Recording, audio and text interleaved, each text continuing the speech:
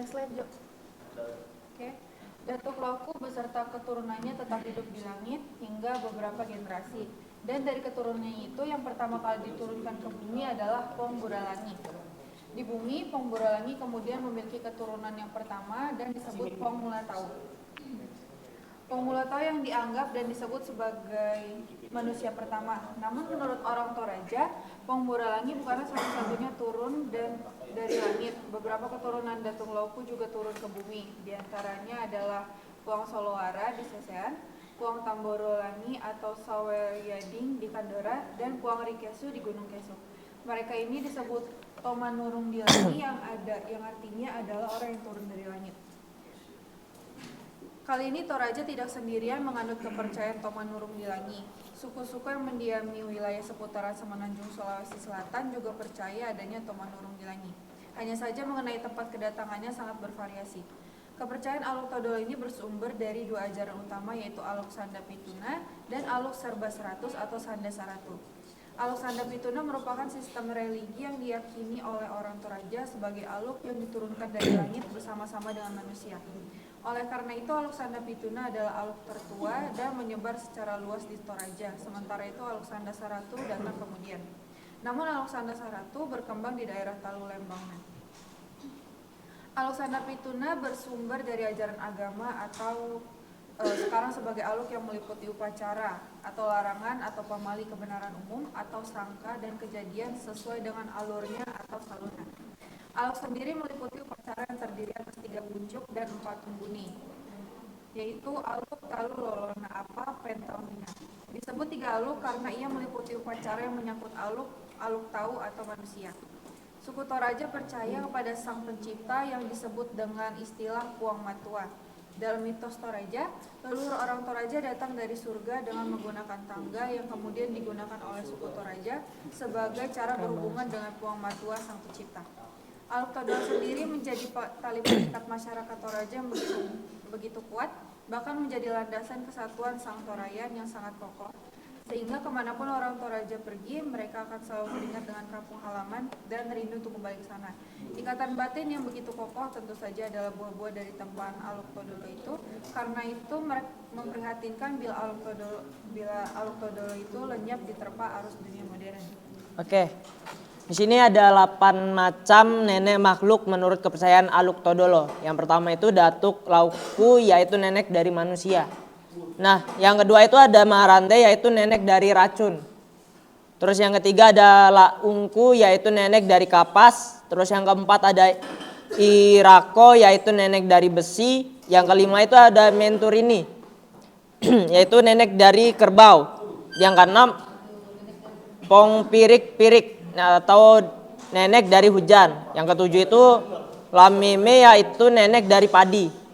Yang kedelapan Menturiri, yaitu nenek dari ayam. Nah, setelah Puang Matua menciptakan 8 makhluk tersebut, maka kepada nenek manusia yaitu Datuk Lauku diberikan kepadanya satu aturan atau ketentuan setelah Puang Matua menikahkan dengan Tok Abang Tua yang juga diciptakan oleh Puang Matua. Aturan itulah yang kemudian dinamakan Sukaran Aluk. Yang kelak diikuti oleh keturunan Datuk Lauku bernama Puang Mulatau sebagai manusia pertama yang turun dari langit membawa Sukaran Aluk. Sebelum kota Toraja digunakan untuk nama suatu negeri yang sekarang dinamakan Toraja, sebenarnya Toraja ini dulu negara yang berdiri sendiri gitu loh. Yang dinamai dengan Tondok Lepongan Bulan Tanah Matahari Alo, yang artinya adalah negeri yang diperintahkan dan kemasyarakatnya berkebutuhan yang merupakan suatu yang bulat bentuknya, bagaikan bundaran bulan atau matahari. Nah, penduduk asli tanah Toraja terbuka akan perbedaan. Salah satunya adalah hubungan mereka dengan penduduk yang menganut agama Islam dan Kristen. Kehidupan komunitas-komunitas agama tersebut di tanah Toraja berlangsung serta berjalan dengan tidak adanya ketentuan batasan desa atau wilayah. Pembaruan antar penganut agama bisa muncul di dalam satu rumah yang sama, kekerabatan yang terjalin dalam suatu keluarga besar, jadi jauh lebih utama daripada perbedaan agama. Bukan hal yang bukan hal yang sulit untuk menemukan satu tongkonan yang diisi oleh satu keluarga dengan beragam agama dan kepercayaan. Hingga saat ini masyarakat Tanah Toraja yang beragama Kristen, Katolik, Islam, dan Aluk Todolo yang merupakan agama atau kepercayaan asli Toraja hidup bersama dalam satu rumah tongkonan, masing-masing saling menghormati dan saling menghargai satu sama lain.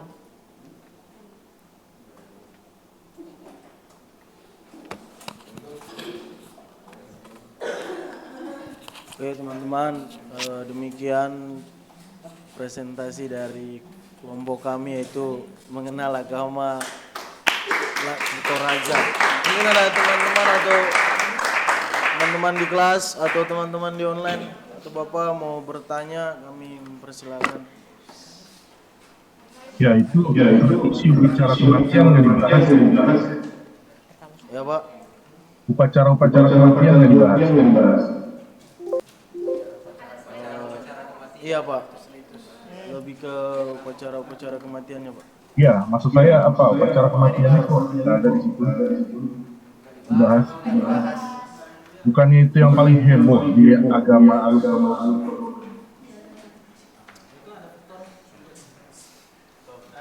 Ada. Bentar. Kelompok riset nggak tentang upacara kematian? Sorry Pak, dari yang membuat PPT katanya dia lupa untuk masukin materinya Pak. Oke, kalau gitu dari yang buat PPT coba tolong jelaskan usah pakai PPT.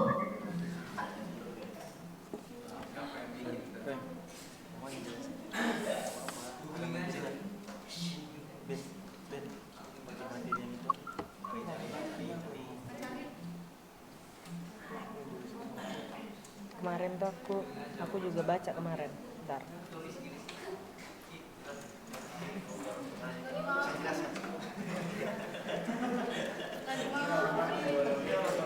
Ya, coba kelas jangan ribut ya.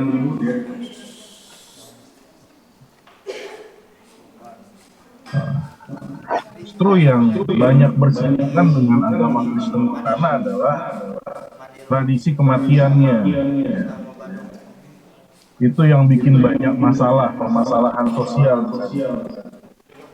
Jadi meskipun kata kelompok dalam satu tongkonan mereka bisa hidup bersama, multi religi, ya, tapi konflik seringkali terjadi ketika mengadakan upacara kematian. Nah, apa itu upacara kematiannya? Coba dijelaskan.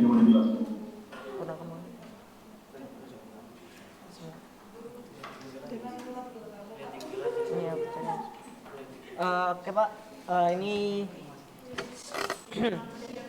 upacara yang disebut juga sebagai Aluk Rampe Matampu ini bertujuan untuk mengantarkan arwah orang yang meninggal dunia menuju alam keabadian yang menjadi tempat peristirahatan arwah para leluhur. Nah, tradisi ini tidak bisa dipisahkan dari kepercayaan asli masyarakat Toraja, Aluk Todolo. Masyarakat Tanah Toraja mempercayai bahwa oh ini beda ya Pak. Oh ya.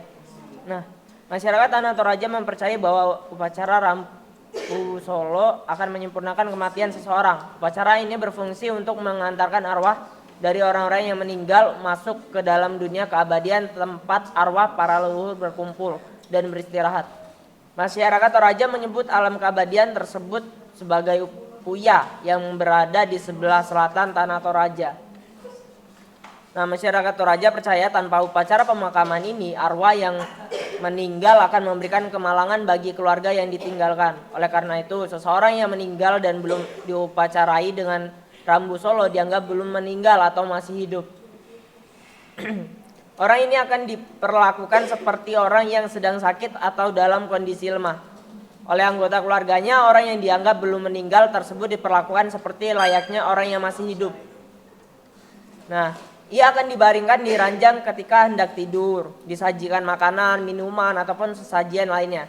Bahkan diajak berbicara. Hal ini dilakukan oleh semua anggota keluarga dan juga tetangga sekitar sampai upacara Rambu Solo dapat dilangsungkan.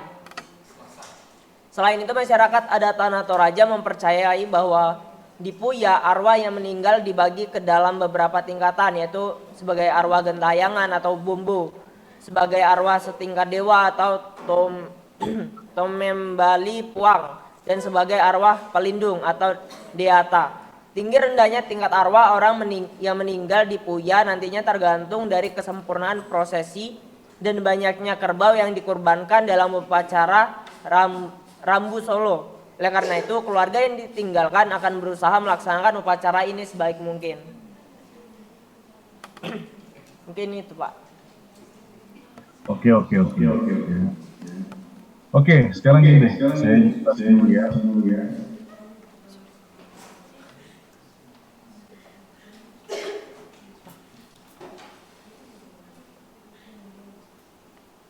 Udah kelihatan belum? Sudah ya. Sudah ya? Oke, baik. Sekarang perhatikan. Nah, jadi Toraja itu berasal dari bahasa Bugis yang artinya orang yang berdiam di negeri atas. Nah, di antara mahasiswa ada orang Toraja nggak? Boleh angkat tangan nih orang Toraja? Ada ya? Nah, orang Toraja itu tinggalnya di pegunungan, betul ya? Dan sekarang Toraja itu daerah yang menjadi salah satu target destinasi wisata ya, dengan wisata alam kuburnya ya, alam orang mati dan juga negeri di atas awan. Nah, yang menariknya adalah yang menamakan itu orang Bugis. Nama Toraja itu awalnya itu dari bahasa Bugis. Kenapa? Karena dulu sistem pemerintahan Toraja itu adalah feodalisme. Ya, artinya apa? Artinya adalah yang memerintah, yang berkuasa itu yang memiliki tanah. Jadi tuan tanah yang berkuasa, pemilik tanah yang berkuasa. Nah, jadi zaman dulu itu antar tuan tanah itu suka perang. Ya, antar pemilik wilayah itu suka perang. Nah, menurut sejarah, orang Toraja ketika berperang satu sama lain, mereka menyewa orang-orang Bugis yang memiliki reputasi sebagai petarung-petarung yang hebat pada masanya. Karena orang Bugis selain daripada pelaut, mereka juga seorang yang terbukti kuat, masyarakat yang terbukti kuat. Nah, mereka sering menyewa orang Bugis untuk menjadi prajurit bayaran. Nah, itulah sebabnya dalam perkembangannya ada pencampuran budaya dan juga pencampuran religi kepercayaan. Makanya dewa tertinggi orang Toraja disebut dengan Allah Ta'ala, dan itu sudah dipengaruhi oleh keyakinan orang Bugis yang pada dasarnya mayoritas Islam. Sistem feodalisme ini juga dibuktikan dari pencaharian masyarakat Toraja yang adalah pada sektor pertanian. Karena kan lereng-lereng gunung yang dekat laut. Nah, otomatis yang mereka sembah itu adalah kalau nggak langit ya matahari. Makanya ada salah satu dewa mereka itu Buriro namanya, dewa matahari. Nah, ini kita melihat ya pola yang sama juga di religi yang lain yang punya sistem mata pencaharian yang sama. Nah, karena mereka memiliki sistem pemerintahan feodalisme, seperti kebanyakan juga variasi dari agama Hindu yang lain, maka ditemukan adanya kasta-kasta dalam kultur Toraja. Ya, lapisan tertinggi itu disebut Tanah Bulaan. Itu bangsawan. Mereka yang dipercaya membuat kebijakan, memimpin agama dengan jabatan puang, menikah, sokong bayu. Lalu setelah Tanah Bulaan itu ada Tanah Basi, ya, bangsawan menengah yang dapat menerima maluangan batang atau pembantu pemerintahan adat yang ditugaskan mengatur masalah kepemimpinan dan pendidikan. Lalu Tanah Karurung, masyarakat kebanyakan ya, orang biasa ini. Ya. Jadi ada kasta. Nah, sekarang begini. Yang harus kita renungkan adalah begini. Mana yang duluan? Agama Hindu baru kasta atau kasta dulu baru agama Hindu? Ya ini sama kayak pertanyaan nih, ayam dulu atau telur, telur dulu baru ayam, ya kan? Mana yang duluan ini? Ya, karena begini, dengan adanya sistem feodalisme otomatis ada kasta. Paham ya? Dengan adanya sistem tuan tanah, otomatis ada kasta. Karena ada yang punya tanah, ada orang kepercayaan yang mengelola tanah, ada budak-budak bekerja kasar. Di mana-mana begitu. Ya kan? Nah, tapi yang jadi pertanyaan nih, apakah yang membuat sistem kasta itu religi atau memang kasta itu yang menyokong bangunnya suatu konsep religi? Nah, ini yang perlu kita renungkan. Ya. Nah, kenapa demikian? Karena nanti sistem kasta itu sangat berpengaruh terhadap religi. Contoh, ya.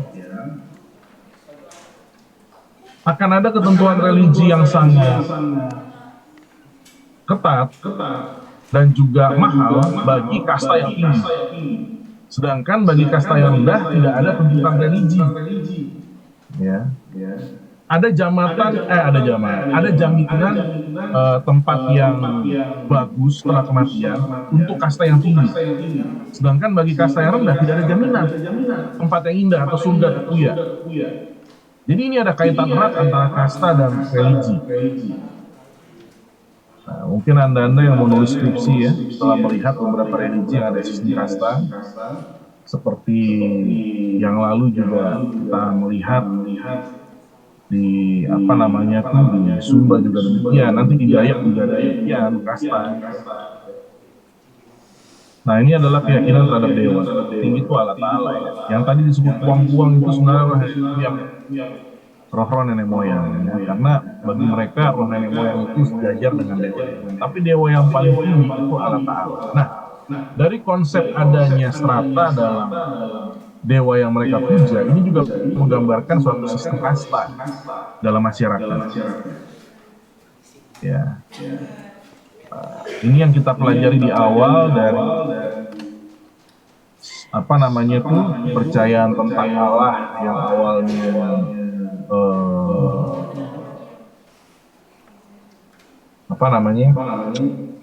saya jadi lupa ya. Sebelum politeisme apa kemarin? Yang semuanya bisa jadi dewa. Nah, akhirnya setelah manusia melihat ada membentuk sebuah sistem pemerintahan, baru berkembang kepada politeisme, ya. Lalu berkembang kepada monoteisme. Ada satu dewa yang paling tinggi dan dialah dewa satu-satunya. Nah, itu sejak adanya sistem pemerintahan atau sistem kasta.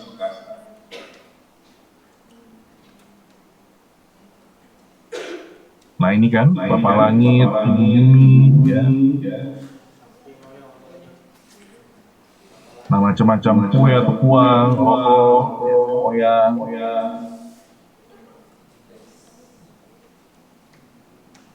Nah, kita nggak usah lihat mitos Kejadian. Nah, keyakinan akan jiwa manusia menurut perspektif agama Aluk-Todolo.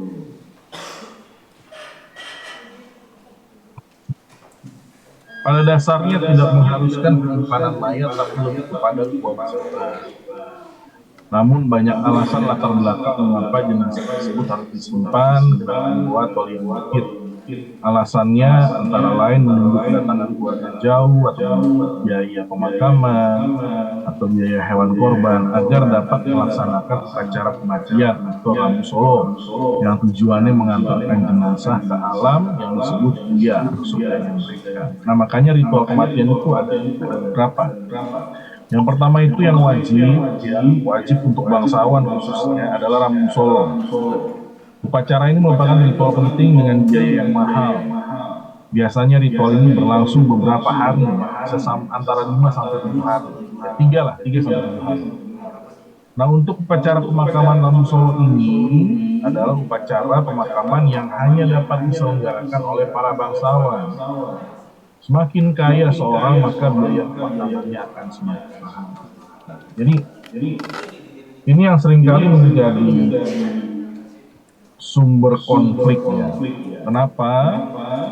Karena selain daripada biayanya yang mahal, kadang keluarga jauh atau kampung tetangga, mereka itu membawa hewan korban, dan hewan korban itu dihitung sebagai hutang, dengan harapan kalau nanti ada dari keluarga mereka yang meninggal, diharapkan memberi balasan yang sama, atau memberi hewan korban, kerbau, babi, sejumlah yang mereka berikan.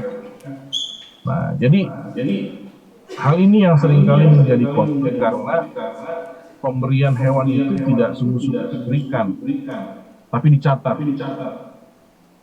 Nah, udah begitu harga hewan di situ tinggi sekali, ya. Nah, inilah yang disebut dengan harga produk apapun itu ketika dikaitkan dengan religi bisa berkali-kali mahalnya. Ya, bisa berkali-kali mahalnya. Ya, jadi kalau misalnya air minum, ya, lalu air minum itu kita labeli dengan air yang sudah diurapi, gitu kan, itu bisa dijual mahal. Demikian juga dengan hewan di sana. Mungkin kalau harga kerbau biasa 5 juta, 10 juta, 20 juta, tapi di sana bisa ratusan juta harganya. Ya. Nah, dan kerbau itu bukan cuma 1, 2, 10, 20, enggak. Ya, bisa sampai ratusan. Ini aja yang digambar ini aja udah dinomorin nomor 48. Jadi bisa dikatakan itu biaya untuk upacara kematian lebih daripada 1 M. Bahkan bisa dikatakan bisa minimal 1 M. Nah, permasalahannya yang utama bukan hanya biaya, tapi ternyata di hutang yang ditinggalkan setelah acara tersebut. Nah, ini yang menjadi perhatian gereja. Ya. Namun sekali lagi, gereja seakan-akan tidak berdaya. Karena apa? Karena masyarakat beranggapan bahwa dengan adanya upacara Rabu Solo, mereka bisa menikmati makan daging. Dengan adanya upacara Rabu Solo, mereka mendapatkan pemasukan dari sektor pariwisata. Ya. Nah, akhirnya ya, apa yang diperjuangkan gereja seakan-akan menemukan jalan buntu. Ya, kita juga dari GBI sudah membuat makalah resmi penelitian dari Departemen Teologi dan memberikan suatu rekomendasi tentang Rabu Solo. Ya, bahwa pemakaman orang Kristen tidak harus mewah. Ya, tapi sekali lagi, ketika itu diberlakukan di keluarga Kristen, ya, yang tinggal di Toraja, hal ini sangat sulit karena tekanan sosial masyarakat. Tekanan sosial masyarakat. Nah, ketika mengadakan upacara ini, semua agama mereka berbau. Ya. Dan kenapa sih harus melakukan upacara ini? Ya tadi itu. Karena bagi perspektif mereka, sebelum dilakukan upacara ini, roh itu akan ditayangkan, roh itu akan tidak tenang, dan mereka dianggap sebagai anak-anak yang tidak menghormati orang tua, tidak menghormati nenek moyang. Jadi mereka akan terus simpan itu mayat, entah itu di atas rumah, entah itu di gua batu. Mau simpan 1 tahun, 2 tahun, 3 tahun, pokoknya sampai biayanya itu terpenuhi, baru mereka adakan upacara ini. Sebelum upacara ini dilakukan, khususnya bagi kaum bangsawan tadi, mayat itu akan terus tinggal bersama mereka. Ya. Nah, tempat untuk prosesi pemakaman itu disebut rantai, biasanya pada rumput yang luas. Ya, tentu saja nanti dibangun kemah-kemah di sana, ya. Kemah-kemah itu kemah-kemah keluarga, ya. Nah, mereka di situ biasanya sambil hiburan, adakan adu kerbau, ya. Lalu ada tari-tarian. Nah, jadi benar-benar festival. Nah, dalam pemakaman Rabu Solo ini, upacara ini, itu ada 3 cara pemakaman. Ada yang disimpan dalam goa, ada yang disimpan di batu bukir, ada yang digantung di sebuah tebing. Nah, Anda yang tinggal di Toraja pasti sudah tahu hal ini. Nah, ketika mayat masih disimpan, belum dilakukan upacara lampu solo, biasanya dalam waktu-waktu tertentu, entah itu setahun sekali, ya, atau 2 tahun sekali, keluarga melakukan tradisi manen, yang artinya penggantian baju mayat. Nah, ini yang dikatakan oleh banyak orang ritual mayat berjalan. Sebenarnya mayatnya nggak berjalan, mayatnya dikeluarkan untuk dibersihkan, ya, didandani, seolah-olah mayat itu hidup. Jadi mereka mengeluarkan mayat seperti ini. Lalu mereka cukur rambutnya, ya, dikasih lagi makeup, dirempah-rempahin lagi. Seakan-akan mayat tersebut tuh masih hidup, kayak zombie. Nah, ini ritual manen. Nah, ini yang seringkali juga menjadi daya tarik pariwisata. Ya. Kadang-kadang saya suka miris ya melihat hal ini. Belum tentu waktu orang tuanya hidup diperhatikan seperti ini. Tapi giliran sudah jadi mayat, diperhatikan sedemikian.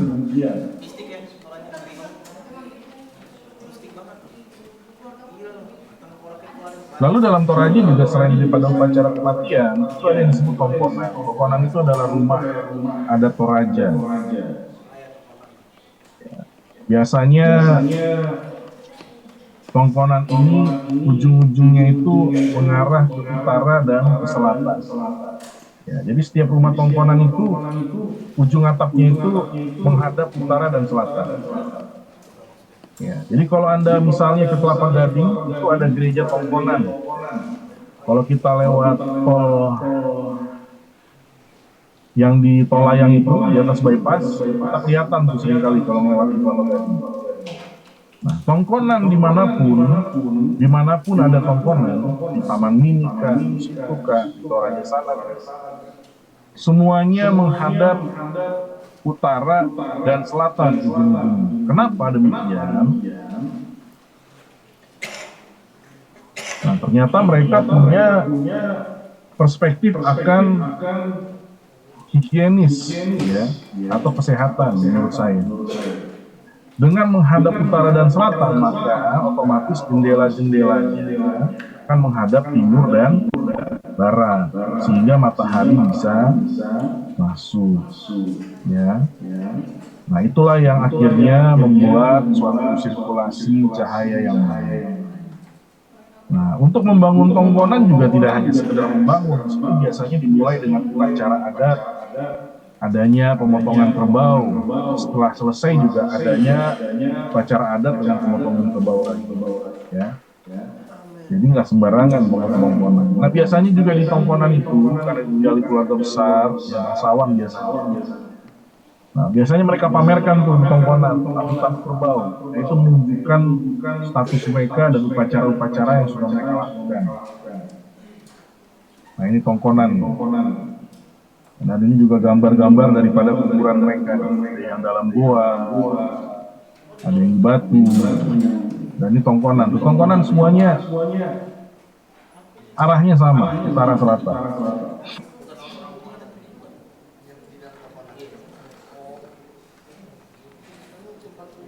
Lalu untuk pernikahan, nah, pernikahan ini juga dipengaruhi oleh kasta tadi. Nah, karenanya ada 3 ritual pernikahan. Yang pertama tuh Rampo Alo, pernikahan Toraja dengan kasta tertinggi, di mana yang menggelar acara tersebut adalah para keturunan bangsawan dengan biaya yang besar dan juga durasi yang panjang, sehingga acara pernikahan tersebut bisa berhari-hari. Ini biasanya bangsawan. Lalu Rampo Karon, biasanya nih yang menengah nih, ya.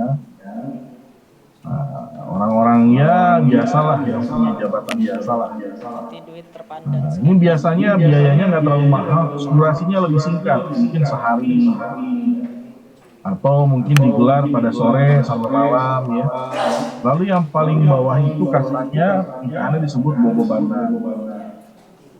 Nah, pelaksanaannya pun cuma sederhana, dihadiri beberapa undangan.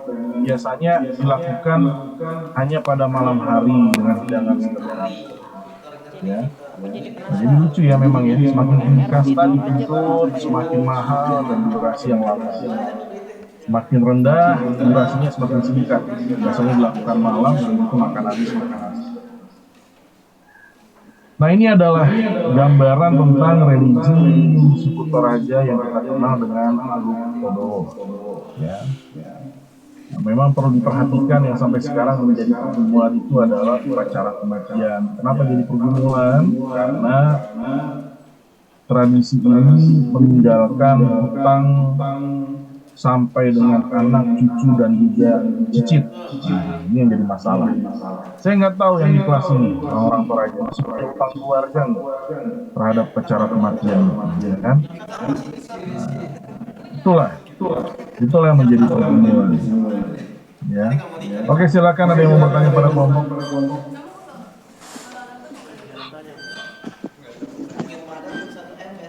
Aku boleh nggak sih nanya?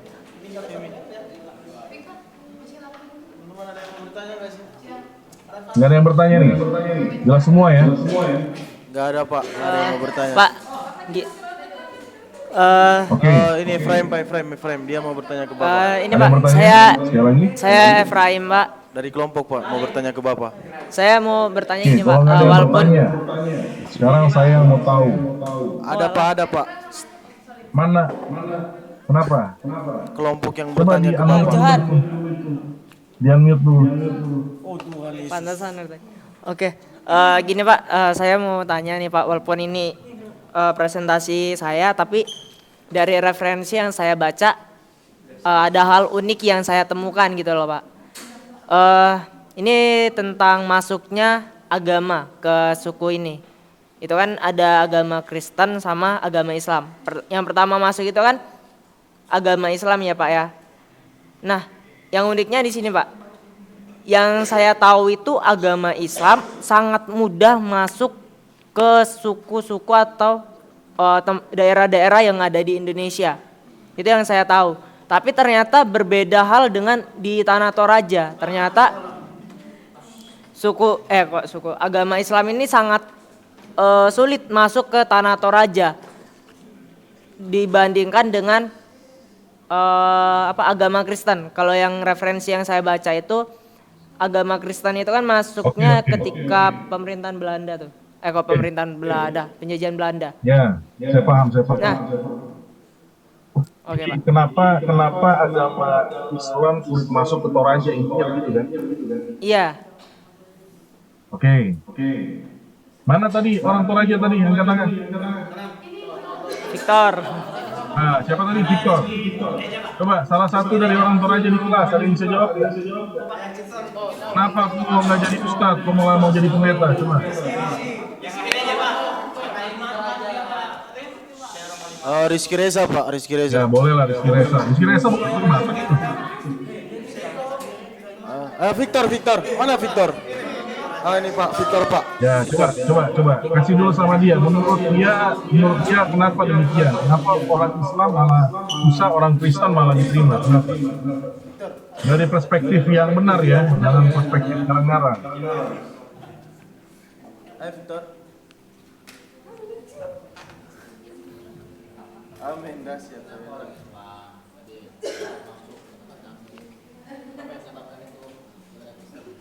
Ya, saya pengen tahu logika kamu sebagai orang Toraja. Kira-kira kenapa orang Toraja mayoritas Kristen?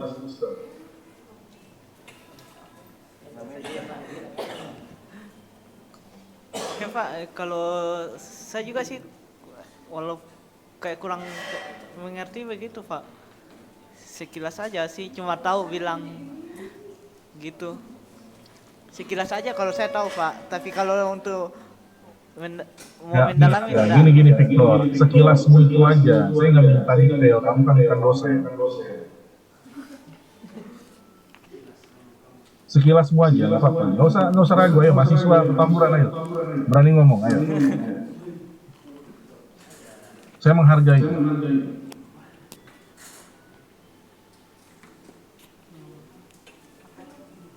Ayo, kenapa?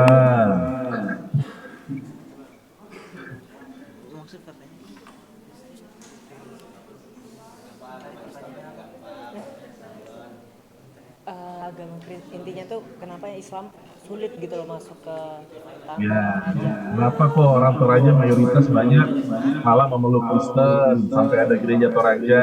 Kenapa, yo?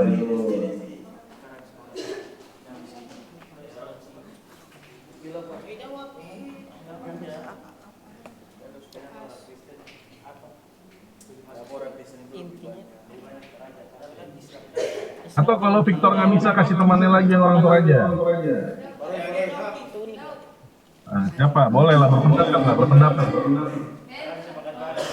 Baik, mungkin ada dua kemungkinan ya Pak ya. Ya, boleh silakan. Jadi bahwa sebenarnya kenapa orang Islam itu tidak bisa, sangat sulit ya masuk di daerah Toraja. Mungkin pada saat itu mungkin tidak ada terekam jejak orang Islam pada waktu itu, karena kan kita tahu bahwa orang Belanda pada waktu itu menjajah adalah orang Kristen, dan dia lain bukan mengkritik coy. Jadi dia lah yang membawa agama Kristen itu di daerah tersebut. Jadi kita anggaplah bahwa Indonesia tuh kental dengan apa ya? Dengan mayoritasnya Islam itu. Sama di suku Toraja adalah mayoritasnya Kristen. Dan itu yang sangat sulit untuk mungkin pada waktu itu orang Toraja menerima. Oke lah. Yang kedua apa? Tadi baru satu kan? Yang kedua adalah tidak adanya pencatatan sejarah yang ketat. Ya, oke. Yang lain Saya apa lahirnya, enggak? saya ini lahir di Kalimantan Pak, tapi saya orang Toraja. Ya, nggak apa-apa, nggak masalah. Saya percaya kamu orang Toraja, nggak masalah. Ya. Udah, Thank you. Siapa nama tadi? Tahu tuh ya? Siapa? Rizky Reza Pak. Oh, Rizky Reza. Reza, Pak. Rizky Reza. Oke, ada lagi orang Toraja yang mau berpendapat? Ini menarik gitu. Ya. Oke, silakan tambahkan ya. Saya ingin menambahkan Pak. Kameranya boleh geser dikit.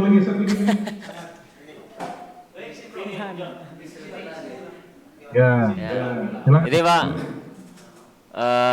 Oke. dari beberapa artikel yang saya baca itu banyak hal yang mungkin jadi faktor ya Pak. Tapi kita bisa lihat dari awal itu ternyata ada suatu peristiwa yang terjadi di tengah rakyat yang ada di Toraja. Waktu itu orang-orang Muslim itu nyerang orang-orang Toraja pada waktu itu Pak.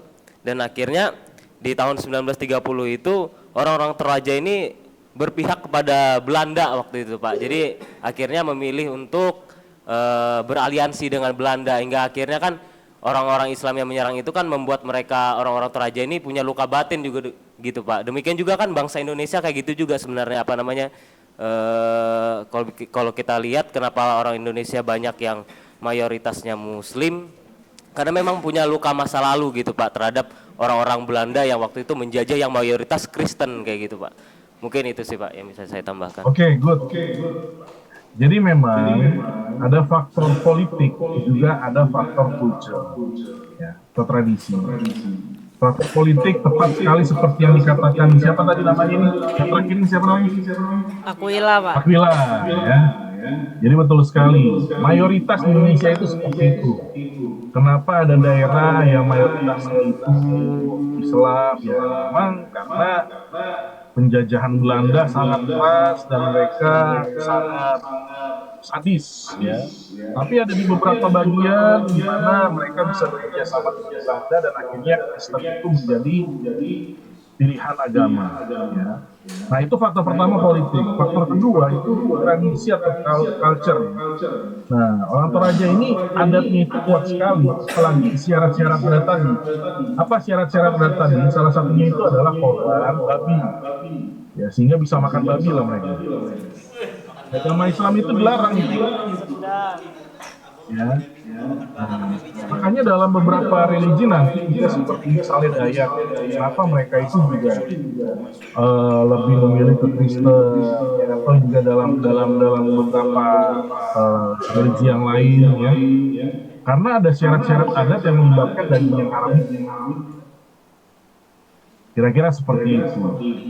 Ya. Nah, yang ketiga, kenapa memang sangat erat sekali hubungannya dengan Belanda selain politik? Tadi ada sistem pemerintahan, yaitu feodalisme. Ya kita tahu dulu itu VOC, ya perusahaan dagangnya Belanda itu memang mereka mengincar sektor-sektor agrikultur, ya sektor-sektor perkebunan, rempah-rempah, ya sehingga mereka mau nggak mau menjalin hubungan yang baik, sistem simbiosis mutualisme dengan tuan-tuan tanah. Ya, mereka makmurkan tuan tanah memberikan hasil tanah. Ya, jadi ada juga di dalam politik itu selain daripada masalah tadi, trauma dengan agama lain yang karena menyerang. Jadi mereka yang tadinya disewa prajurit bayaran, bahwa mereka yang banyak menyerang itu di Belanda. Tapi ada juga kaitannya dengan politik sistem pemerintahan tadi, ya feudalisme, di mana memang VOC atau orang-orang Belanda itu mereka mendekati tuan-tuan tanah untuk bisnis. Ya, makanya kan seringkali juga sampai sekarang kalau kita ada ikatan bisnis tidak mempengaruhi pendapatan tapi juga kepercayaan. Kan begitu ya. Nah, jadi dari sini secara logika nih bisa kita melihat alasannya seperti tadi ya. Tapi memang faktor religi tadi itu yang juga berpengaruh ya, soal yang haram tadi ya. Karena bukan hanya di Toraja saja ternyata, tapi di beberapa religi yang lain. Kalau kita lihat juga di Bali demikian, kita ada yang demikian, kita lihat di Parmalin demikian. Walaupun juga pada akhirnya nanti Parmalin juga nggak bisa makan-makan lagi. Atau juga di yang suku-suku lainnya. Nah, jadi ada syarat-syarat adat itulah yang seringkali juga akhirnya membuat masyarakat memilih agama yang sejalan dengan adat lama. Ya. Oke, ada pertanyaan lagi?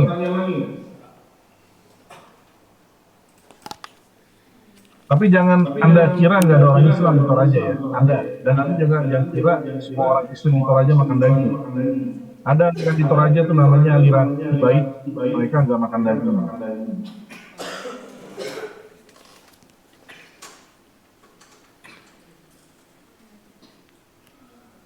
Oke, nggak ada lagi yang bertanya?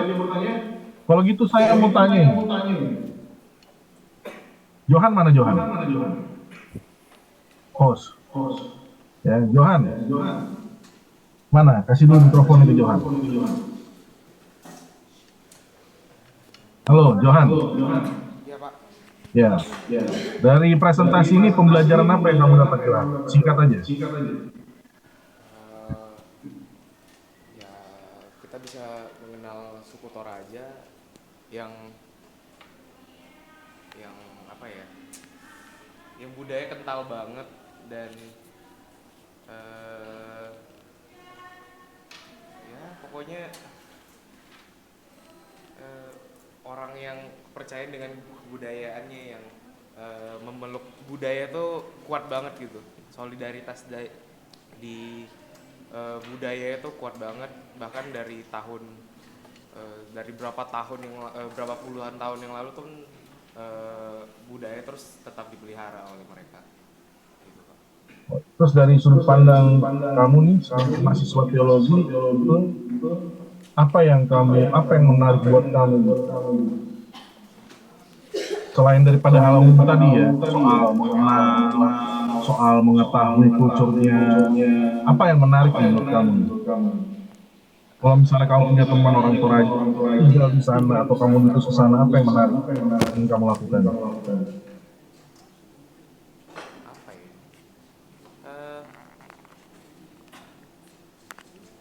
Kalau secara saya mahasiswa teologi sih sebenarnya karena ini masih ada pencampuran adat yang kuat, kayaknya ya maybe sebagai orang Kristen juga mungkin kita akan bermisi juga. Gimana? Yang jelas suaranya. Sebagai kita orang Kristen yang ya sebagai mahasiswa teologi juga, ya maybe kita bisa bermisi juga ke sana, menginjil ke sana, karena kan kayak kita lihat mereka kan ada leluhur, maksudnya kayak ada menyembah nenek moyang juga, entah itu dia, sedangkan kalau gini kan mereka berhala gitu loh. Oke. Ya, penyembahan nenek moyang ya. Jadi itu yang harus diubahkan paradigmanya ya, bahwa ada Tuhan. Oke, Aquila. Mana tadi Aquila? Balik lagi ke Aquila. Aquila lahir di mana? Apa Pak? Aquila Oh lahirnya di Pak? mana? Iya Pak. Kamu asli Toraja atau apa? Enggak apa, saya orang Kalimantan Pak. Oh, Saya orang Dayak. oh ya. Yang tadi, yang Toraja siapanya tadi? Rizky Pak. Mana? Rizky mana? Sama Victor. Coba Rizky dulu deh. Ya, Rizky. Kasih mic-nya dulu. Oke Rizky, walaupun kamu besarnya di tempat lain, tapi kan kamu orang Toraja kan? Nah, setelah mendengar presentasi ini, pembelajaran apa yang kamu dapat? Terus apa yang sumbangsi apa yang ingin kamu lakukan gitu sebagai mahasiswa? Ya, yang saya tahu bahwa kulturnya adat Toraja ini masih sangat kental ya Pak, dan sulit untuk kita untuk mengubah itu gitu. Tapi untuk bagaimana caranya saya apa tadi yang Bapak bilang selanjutnya tadi? Ya apa yang ingin kamu lakukan, sumbangsi apa gitu sebagai mahasiswa teologi, sebagai hamba Tuhan, sumbangsi apa gitu kira-kira yang ingin kamu lakukan atau ingin kamu berikan demi misi gitu misalnya apa? Ya setelah mendengar presentasi ini apalah yang ingin kamu lakukan gitu lah intinya. Masa nggak ada gitu yang ingin dilakukan atau apa gitu?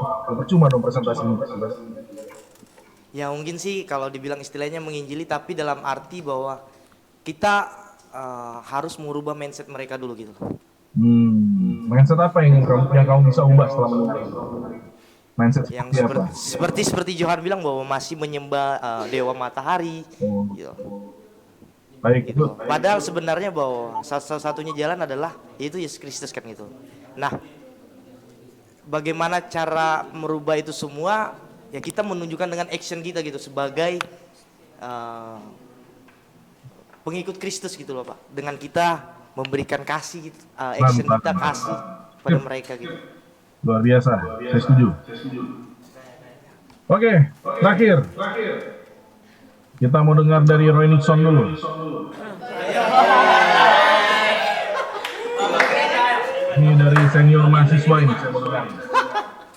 Mana Roy Nixon? Oh iya. Martin, Ya, dari- setelah mendengar presentasi, kira-kira ada inspirasi atau ide apa? Atau apa yang ingin Pak Roy lakukan? Apa mau cerita di channel YouTube kah atau apa kan?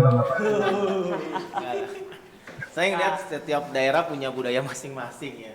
Tetapi ada budaya itu tidak bisa dihilangkan 100% karena itu kan ciri khas kreatif manusia ya. Tetapi yang unsur-unsur mistik lah yang harus dirubah mindsetnya. Karena kalau mengikuti apa ya mengundang roh dari bukan Tuhan Yesus, ini seringkali kebanyakan mungkin ada yang kesurupan kali. Maksud saya gini, tadi saya ngobrol sama Victor sedikit Pak tentang ternyata di gereja-gereja Toraja pun masih mengikuti adat budayanya sendiri. Ini yang jadi berat sebenarnya untuk kekristenan bisa masuk. Kenapa? Karena di gereja pun ini firman pun belum bisa diterima 100% karena pengaruhnya sangat kuat gitu loh budaya ini. Nah, poin apa yang saya dapat sebenarnya untuk merubah satu konsep harus duduk sama-sama gitu loh dengan kepala suku atau segala macam untuk apa yang bisa dirubah. Kayak di Batak kan setelah Nomensen datang ke tanah Batak itu kan ada sedikit perubahan kebudayaan ritual ya. Kalau saya sih lihat waktu kematian saudara saya itu juga sangat bagus gitu loh. Jadi memang hal itu yang sedikit sih kalau mengenai budayanya sendiri is oke, tapi yang mengenai hal-hal yang mistik, hal-hal yang terlalu mengarah ke dewa dan segala macam itu yang memang harus dibicarakan sih, karena tidak gampang sih. Itu sih Pak. Oke, baik. Ya saya setuju ya, dalam arti begini, memang kita dipanggil bukan untuk menghilangkan budaya, tapi kita dipanggil untuk membaharui budaya, khususnya melalui peran Kristus. Ya, karena dari awal kan saya sudah bilang, sejak kejatuhan manusia, budaya yang tadinya itu merupakan hal yang baik, budaya itu yang adalah amanat atau mandat dari Allah, ya, menjadi rusak juga, karena pelaku budaya tersebut rusak manusianya. Nah, karenanya seperti yang dibilangnya Nixon, betul sekali, harus duduk bersama, ya, melalui gereja harus diperkuat. Ya, dan ini merupakan pergumulan sampai sekarang, khususnya dalam hal tadi upacara Rambu Solo, lalu dalam hal kasta tadi. Kasta itu juga nyata di gereja. Ya, nyata itu di sana, di gereja-gereja Toraja itu kasta itu nyata. Ya. Dan biasanya juga yang memegang jabatan-jabatan penting di gereja itu juga terkait kasta juga. Ya. Nah, ini yang menjadi masalah. Ya. Nah, kalau soal duduk bareng, Pak Roy, waduh, ketua kita sudah duduk bareng itu Pak Transparan. Beliau kan orang Toraja. Dan beliau sendiri mengakui kok, ini merupakan PR yang harus kita selesaikan bersama. Ya. Nah, jadi makasih ya Pak Roy. Tuhan berkati. Sekarang kita akan masuk pada kelompok selanjutnya, silakan. Berikan dulu aplaus pada kelompok berapa nih? Kelompok 4 ya. Terima kasih Pak, Tuhan berkati.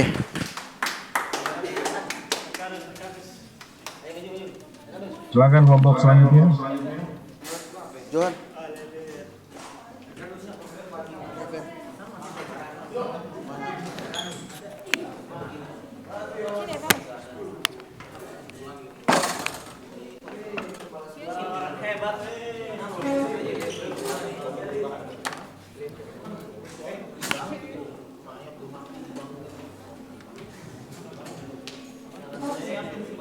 Kita akan mendengarkan lagi dari suku Dayak Ngaju ya hari ini.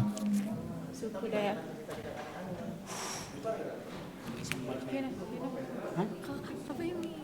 Oke, shalom Pak, shalom teman-teman semua.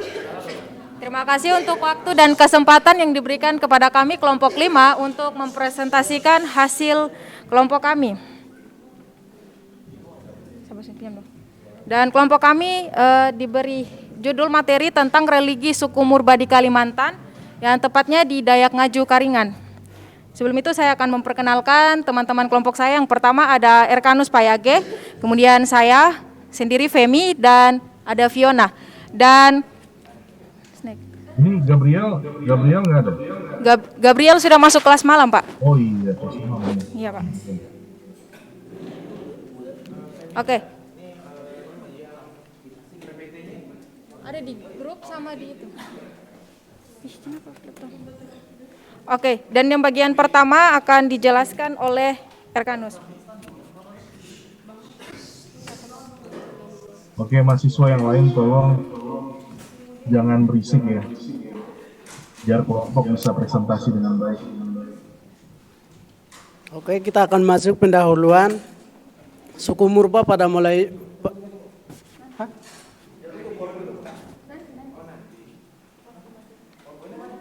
Ini juga yang ditampilkan PowerPoint-nya dulu, jangan langsung ke video tiwahnya.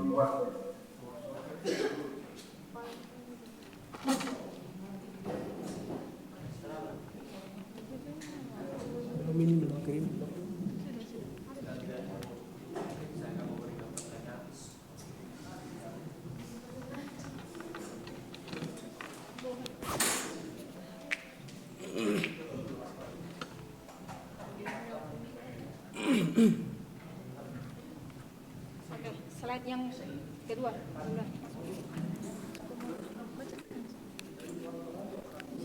Oke. Udah. Oke, kita akan masuk pendahuluan suku Murba pada mulainya. Dalam ilmu pengetahuan religi suku Murba disebut religi bercahaya. Cahaya atau religi primitif disebut demikian karena pertama ada persangka bahwa suku bangsa yang masih bercahaya atau bercahaya itu secara kebudayaan dan keagamaan menunjukkan suatu kesatuan.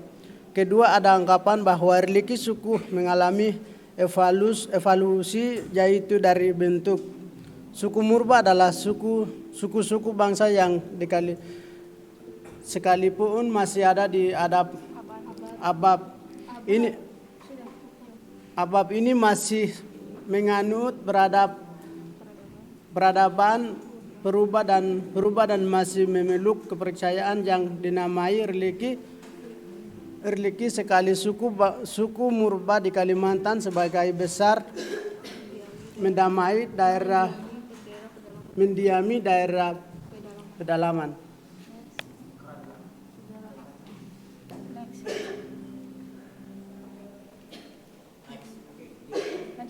Oke, sejarah religi suku Murba di Kalimantan. Religi suku Murba di Kalimantan adalah sebuah tradisi spiritual yang dianut oleh suku Dayak Ngaju dan Keharingan dari generasi ke generasi. Mereka telah menyebarkan dan mengembangkan tradisi spiritual ini. Religi ini terutama berfokus kepada kepercayaan akan kekuatan alam dan hal-hal mistis yang dianggap berkuasa di dunia.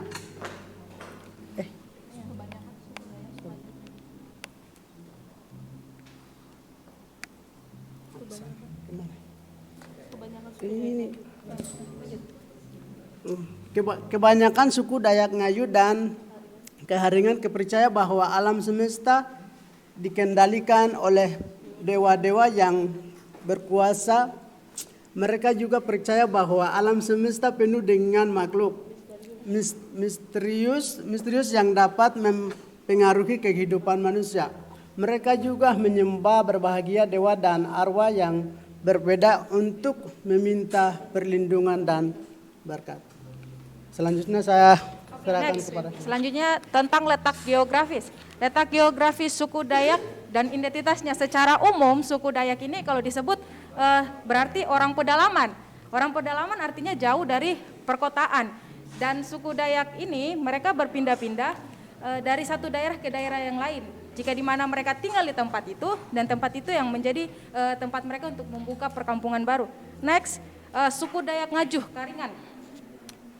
Apakah itu suku Dayak Ngaju? Suku Dayak Ngaju yaitu suku Dayak yang terbesar yang mendiami di daerah sungai yang terdiri dari 3 sungai. Yang pertama Sungai Kahaya, Kapuas, dan Katingan. Dan suku Dayak ini mereka memiliki keyakinan terhadap dewa. Dewa dalam keyakinan suku Dayak Ngaju ini terdiri dari 2 tokoh yaitu Mahatala dan Jata. Mahatala yang disebut juga Hatala atau Lahatala. Dari sebutan-sebutan Mahatala ini menunjukkan pengaruh adanya agama Islam dan memiliki sebutan yang lain juga. Umpamanya Mahatara dan Bahatara artinya guru dari sebutan yang menunjukkan pengaruh agama Hindu. Nama aslinya adalah Tinggang atau burung enggang atau rangkok menurut Dr. F. Ukur burung Garuda. Kemudian tokoh yang kedua Jata. Nama yang juga menunjukkan pengaruh agama Hindu. Memiliki nama asli Tamban dan sering juga disebut Bawin Jata Balawang Bulau yang artinya wanita jata, berpintukan permata. Oke, next, kebudayaan suku Murba di Kalimantan. Kebudayaan suku Murba di Kalimantan berfokus pada kepercayaan dan ritus atau suatu tindakan tradisional. Mereka menyembah berbagai dewa dan arwah yang berbeda untuk meminta perlindungan dan berkat. Mereka juga melakukan berbagai upacara dan ritual untuk menyatakan rasa hormat dan penghormatan mereka kepada dewa dan arwah yang diyakini berkuasa. Kebudayaan suku Murba di Kalimantan juga mencakup berbagai musik dan tarian tradisional. Musik dan tarian ini digunakan untuk merayakan berbagai upacara dan ritual. Musik dan tarian ini juga mencerminkan kepercayaan dan ritus tradisional yang diyakini oleh suku Murba. Next. Dalam penciptaan alam semesta, ini terbagi menjadi 3 tahap. Tahap yang pertama, sebelum alam dijadikan, bagi kepercayaan mereka semula ada 2 bukit, yaitu Bukit Emas dan Bukit Permata, yang menjadi tempat kediaman kedua dewa yang tertinggi ini. Prosesnya terjadi ketika tabrakan pertama menyebabkan adanya awan, sedangkan tabrakan kedua menyebabkan adanya bentangan langit. Tabrakan ketiga menghasilkan gunung-gunung dan batu karang, sedangkan tabrakan keempat melahirkan bulan dan matahari. Tabrakan kelima menyebabkan adanya burung-burung di langit dan ikan di laut. Sedangkan tabrakan keenam melahirkan binatang rawang ribu yang memiliki ludah emas dan binatang didis Mahendra dengan mata batu permata. Akhirnya tabrakan ketujuh menghasilkan mahkota Mahatala yang terdiri dari emas dan dihiasi oleh sebuah batu permata yang bertegak. Kemudian tahap yang kedua, alam atas dan alam bawah. Ini sudah terjadi sebagai suatu totalitas dari pembentukan tahap yang pertama. Akan tetapi pada waktu itu belum ada manusia dan tempat kediamannya. Dan tahap yang ketiga, Mahatala memanggil Jatah. Mahatala ini yang tokoh yang pertama memanggil tokoh yang kedua ini untuk berunding di alam bagian atas. Dalam perundungan itu, Mahatala mengangkat mahkotanya ke atas dan ini menyebabkan tumbuhnya sebatang pohon-pohon hidup yang memiliki daun terbuat dari emas dan buah terbuat dari gading. Next. Asal-usul manusia. Suku Ngaju memandang diri mereka dilahirkan dari Mahatala dan Jatah, yaitu kedua tokoh dewa yang tertinggi bagi kepercayaan mereka seutuhnya. Dan kedudukan suku dipandang sama dengan kedudukan seluruh alam semesta, yang keberadaannya juga disebabkan oleh kedua ini. Jadi mereka merasa mereka ada karena ada kedua dewa ini. Suku Ngaju adalah suku yang suci. Mereka merasa mereka suci. Mereka berada karena dikehendaki oleh dewa-dewa. Dan tata tertib kehidupannya adalah tata tertib ilahi. Suku Ngaju mengungkapkan keadaan ilahi dan keadaan kosmos suku Ngaju. Dan indetik kosmos itu terdiri dari yang pertama, ada dua kelas masyarakat dalam suku Ngaju. Yang pertama kelas orang merdeka, yang kedua kelas orang budak, dan ada golongan lain juga, ada golongan iman dan golongan Hauten. Golongan Hauten ini yaitu dipandang sebagai keturunan roh jahat yang dianggap mewakili alam jahat. Dan pengelompokan ini terjadi berdasarkan fungsi mereka, bukan berdasarkan keturunan. Jadi mereka memiliki fungsinya masing-masing. Yang pertama adalah golongan Jipan, kemudian golongan kedua dan ketiga Rewar. Jadi ini merupakan keturunan dari budak turun-temurun. Kemudian akan dijelaskan oleh Fiona. Konsep Tuhan dan Dewa. Golongan pertama dikaitkan dengan Mahatala dan alam atas adalah orang-orang tinggi dan kaya. Mereka inilah yang memegang pimpinan dalam masyarakat. Mereka juga yang memiliki harta kekayaan religius. Kedua,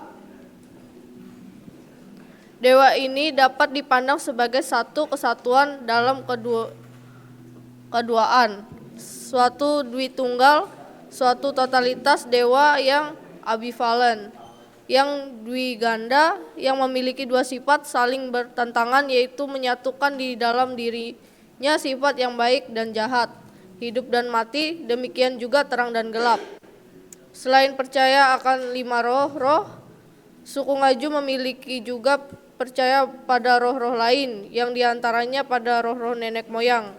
Roh-roh ini juga dipandang sebagai wakil-wakil Mahatala dan Jatah, serta pengawas dan pembela adat, seperti mereka melindungi dan menjaga kampung, sungai, dan keluarga. Berikutnya kontribusi religi suku Murba. Religi suku Murba juga memberikan kontribusi positif bagi masyarakat suku Murba. Religi ini membentuk sikap saling menghormati dan menghargai antara sesama anggota suku Murba. Religi ini juga membentuk berikutnya ya.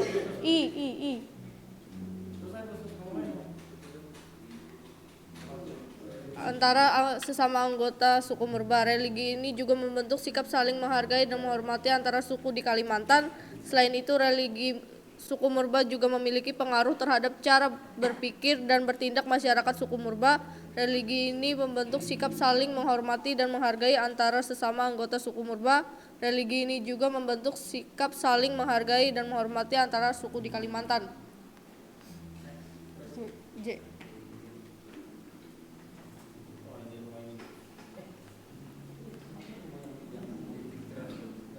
Rumah khas suku Dayak Huma Betang adalah rumah panjang khas suku Dayak Ngaju.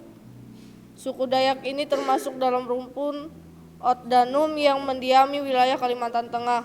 Rumah ini panjang biasa mencapai 30 sampai 150 meter, lebarnya bisa sampai 10 sampai 30 meter. Berikutnya kesenian suku Murba di Kalimantan. Kesenian suku Murba di Kalimantan meliputi berbagai macam alat musik tradisional dan tarian. Alat musik tradisional yang digunakan oleh suku Murba di Kalimantan meliputi gong, rebana, dan gendang. Tarian yang mereka lakukan biasanya menggunakan musik dan alat musik tradisional tersebut.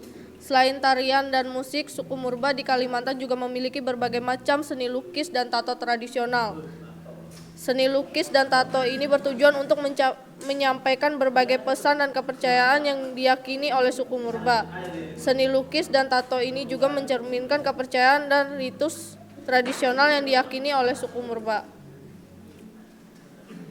Berikutnya upacara adat dan kepercayaan orang Ngaju. Suku Murba juga memiliki berbagai macam ritual yang berhubungan dengan agama Keharingan. Salah satu ritual yang paling terkenal adalah ritual Ngaju. Ritual ini biasanya dilakukan untuk menyembah dewa-dewa yang diyakini oleh suku Murba. Selain itu, ada juga ritual lain yang dilakukan oleh suku Murba. Ritual-ritual ini bertujuan untuk menghormati dan menghargai dewa-dewa yang diyakini oleh suku Murba. Ritual-ritual ini juga bertujuan untuk mempertahankan budaya dan tradisi suku Murba. Berikutnya akan dijelaskan oleh Saudara Femi. Oke, kalau dilihat dari sistem masyarakat, yang pertama sistem kekerabatan. Sistem kekerabatan yang dianut oleh bangsa Dayak yaitu bilateral, yang menarik garis keturunan melalui pihak ayah dan ibu. Dengan demikian, sistem pewarisan pun tidak membedakan antara anak laki-laki dan perempuan. Yang kedua, sistem perkawinan.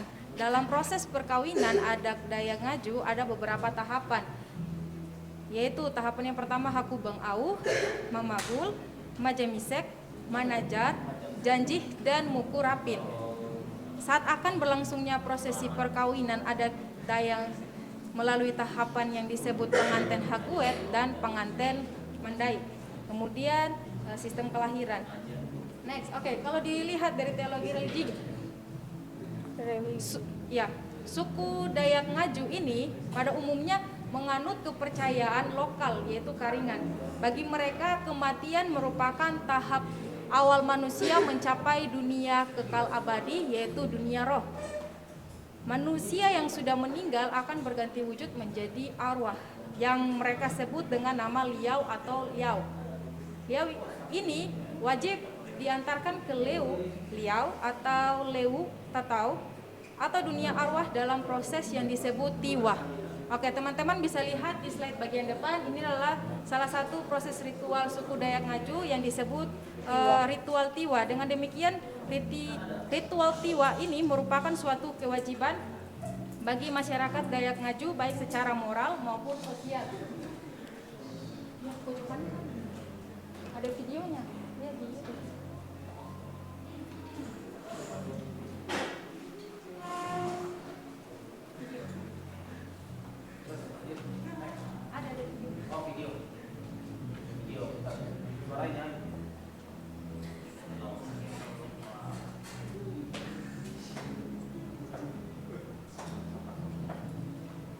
Ya, silakan diputar tadi video. Durasinya berapa lama? 2 menit, oke. 2 menit.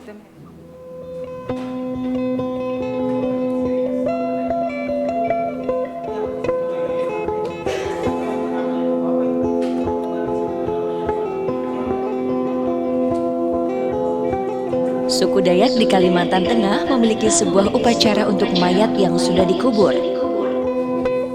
Ritual bernama Tiwah ini dipercaya akan mengantarkan arwah ke surga. Prosesi ritual tersebut panjang dan melibatkan banyak orang. Biaya yang diperlukan sekitar puluhan sampai ratusan juta, terutama untuk membeli babi dan kerbau untuk dikurbankan. Karena mahalnya, Tiwah tidak bisa sering dilakukan. Upacara Tiwah ini diadakan yaitu dengan tujuan untuk memohon segala pertolongan dan berkat rahmat selanjutnya nanti setelah kita melaksanakan upacara ini dan orang yang ditiwahkan kita mencapai surga.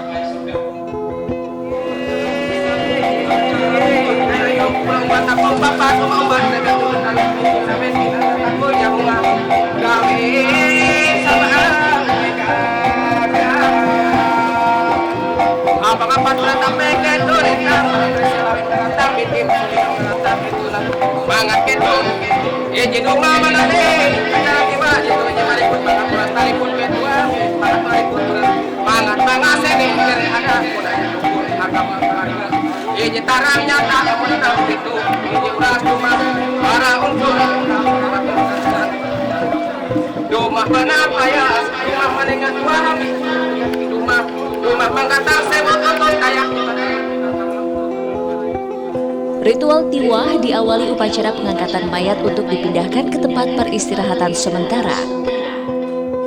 Prosesi ini diiringi dengan pengorbanan hewan dengan cara ditombak dan disembelih.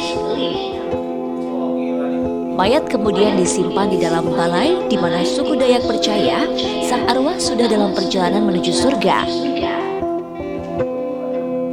Namun sayang, beberapa prosesi dalam ritual ini tidak dapat dipublikasikan.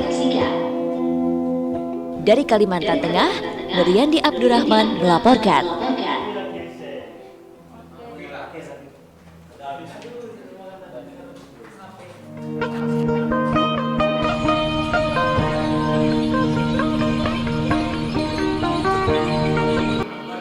Oke, kelompok lanjut. Oke, kemudian sistem nilai dari pandangan hidup. Yang pertama nilai religi dalam hubungan dengan alam sekitar. Di kalangan orang Dayak terdapat kepercayaan bahwa manusia wajib menghormati, menjaga dan melestarikan lingkungan sekitar. Kalau tidak, maka akan mendapat teguran dan hukuman dari alam berupa bencana atau musibah. Dalam perspektif orang Dayak, bentuk-bentuk penghormatan tersebut. Kemudian nilai religi dalam hubungan dengan sesama manusia.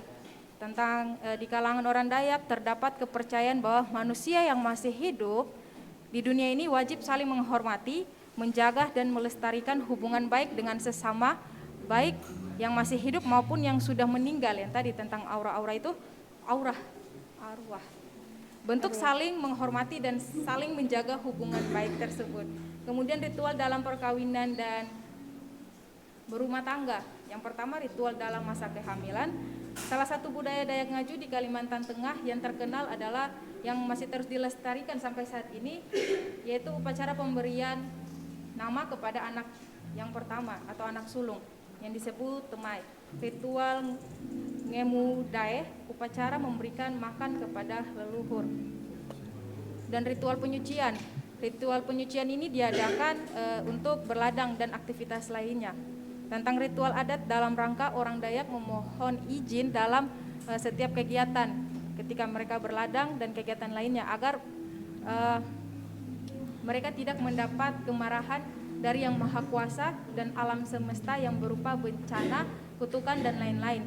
Dan ritual berniat atau meminta dalam rangka ini untuk memohon kesembuhan bagi orang sakit, petunjuk memulai suatu kegiatan, memohon kondisi dalam arti cuaca, hujan, panas dan lain-lain kepada Yang Maha Kuasa dan alam semesta sebagai pemilik dan penguasa kehidupan. Selanjutnya kesimpulan, religi suku Murba di Kalimantan merupakan sebuah tradisi spiritual yang dianut oleh suku Dayak Ngaju dan Kaharingan. Kebudayaan Kalimantan juga mencerminkan kepercayaan dan ritus tradisional yang diyakini oleh suku Murba. Kebudayaan tradisional suku Murba di Kalimantan menciptakan suasana yang penuh dengan misteri dan menarik. Religi suku Murba di Kalimantan telah berkembang dari generasi ke generasi. Hal ini menunjukkan betapa pentingnya tradisi spiritual ini bagi suku Dayak Ngaju dan Kaharingan. Hal ini juga menunjukkan betapa pentingnya kepercayaan dan ritus tradisional yang diyakini oleh suku Murba. Sekian, terima kasih. Oke, sekian presentasi dari kelompok kami. Tuhan Yesus memberkati. Oke, baik. Ya, jadi kalau di Indonesia itu Kalimantan itu kan ada 3 negara ya, Pulau Borneo. Jadi ada negara Indonesia, ada negara Malaysia, ada negara Brunei Darussalam dalam satu pulau itu.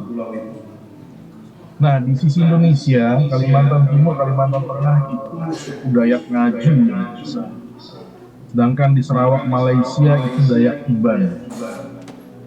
Keduanya itu sebenarnya punya kemiripan. Dalam religi juga sama. Tapi karena kita membahas di Indonesia, maka kita membahas Dayak Ngaju. Tapi Dayak Iban juga salah satu Dayak besar dengan budaya yang berbeda. Nah, yang menarik tadi selain daripada tiwah.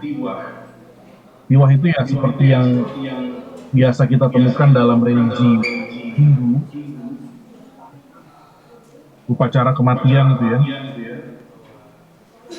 Di Toraja ada Bambu Solo, di Dayak ada tiwah, ya, bahkan bisa sampai 7 hari. Kalau di Bali itu ada ngaben.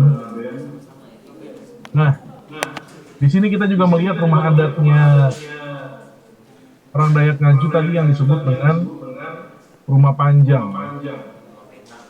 Rumah panjang tadi panjangnya berapa tadi? 30 sampai 150 meter. Ya, padahal sebenarnya bisa sampai 400 meter. Jadi Lebarnya kalau panjang 30 sampai ya, kalau lebarnya itu bisa sampai antara 15 sampai 30 bahkan yang tapi kalau panjangnya itu bisa lebih dari 150 meter ya. Nah, rumah panjang itu adalah rumah, bisa dibilang rumah kampung lah.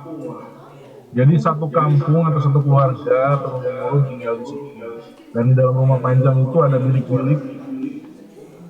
Bilik-bilik atau kamar-kamar itu ukurannya 10 kali 10 ya, minimal. Dan di dalam bilik itu baru ada ruangan. Dalam bilik itu ada ruangan dapur, ruangan kamar, ruangan macam-macam. Nah, biasanya dalam satu rumah panjang itu ada satu ketua adat atau satu dukun. Itu yang ada di suku-suku Dayak rumah panjang. Nah, puji Tuhan, di beberapa rumah panjang itu sebenarnya sudah ada pos-pos PI kita. Ya. Jadi kekristenan sudah mulai masuk. Dan memang sebenarnya mayoritas agama yang dipeluk juga oleh orang Dayak itu adalah agama Kristen ya daripada Islam. Sekali lagi dengan faktor-faktor tadi. Nah, sekarang ke Tiwa. Tiwa ini juga konsepnya sama ya. Kenapa Tiwa? Supaya roh itu bisa beristirahat tenang masuk surga. Dan surga dalam konsepnya Kaharingan atau Dayak Ngaju ini adalah Lewi Liau atau Lewi Tatau. Berbeda dengan Toraja yang namanya tadi adalah ya sistem religi yang sangat mirip konsepnya. Nah, juga dalam melakukan tiwah ini ada imam, sama seperti di Aluk juga demikian, ada imam yang memimpin. Lalu kemudian juga dalam sistem ini ada persembahan korban, ya, kerbau, babi, dan lain-lain. Dan kemudian ada durasi yang lama. Dan biasanya juga dilakukan oleh orang-orang, kaum-kaum atau kasta-kasta yang atas atau yang bangsawan. Tadi kelompok juga sudah memperkenalkan tradisi yang lain, ya, sistem yang lain, pernikahan, kelahiran, ritual, penyucian. Ya.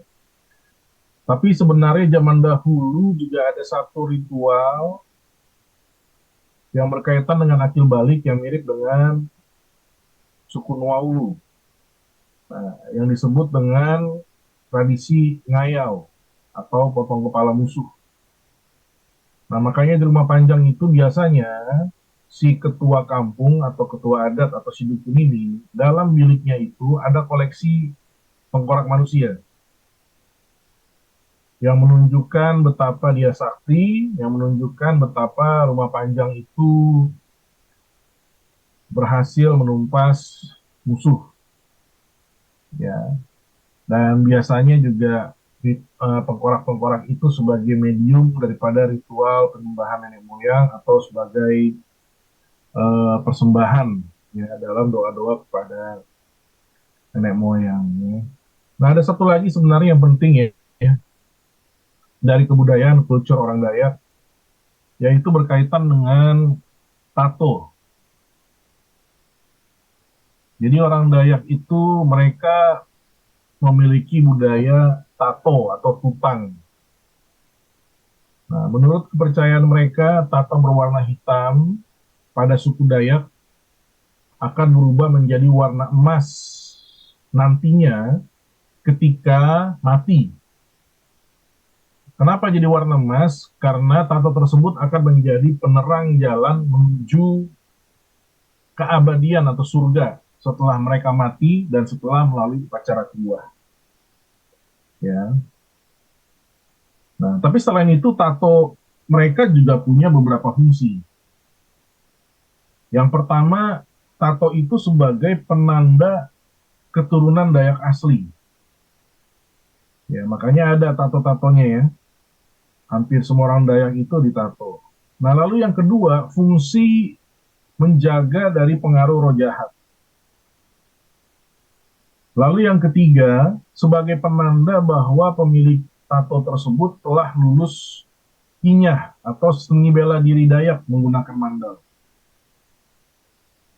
Nah, kemudian juga sebagai penghargaan atas jasa karena sering menolong atau mengobati. Atau juga penghargaan karena keberanian di medan pertempuran. Ya, biasanya kalau ditato di pundak sebelah kanan untuk keberanian yang luar biasa.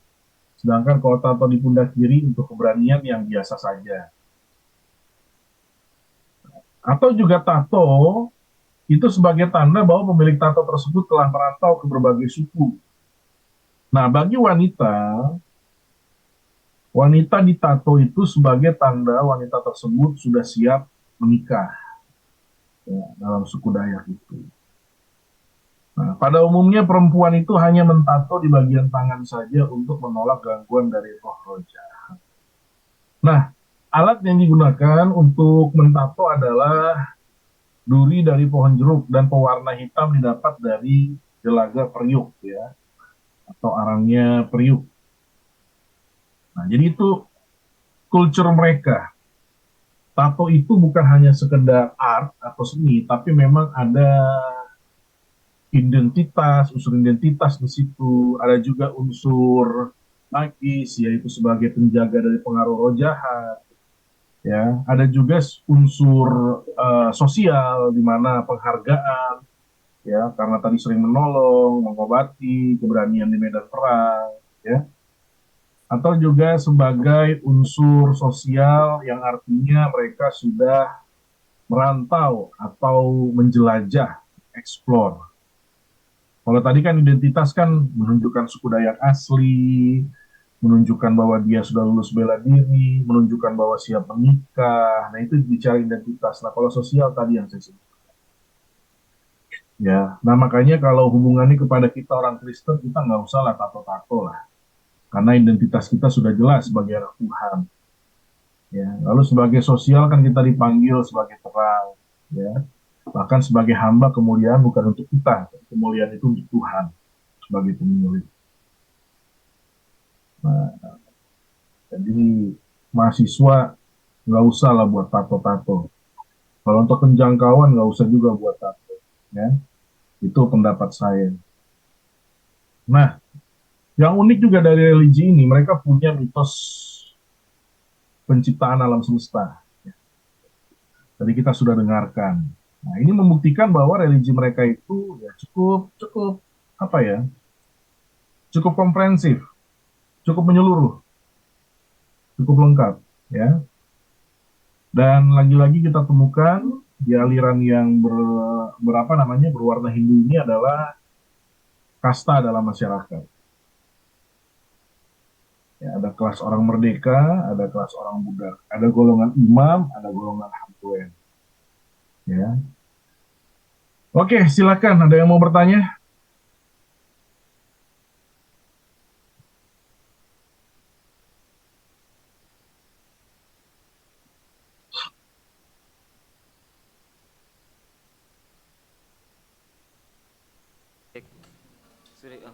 Ya, baik Pak, saya Aquila Pak. Oke. Terima kasih atas presentasi yang diberikan dan dijelaskan oleh kelompok 5 mengenai murba atau sistem religi yang ada di Kalimantan Tengah, yaitu Kaharingan.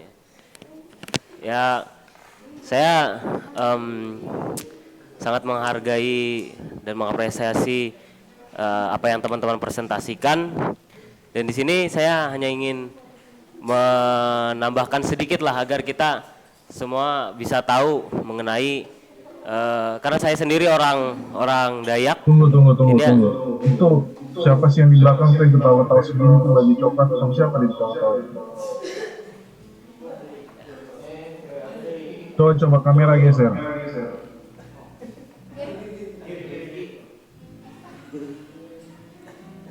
Kalian ngapain berdua di ujung itu? Asik sendiri. Kalau nggak mau kuliah di luar aja.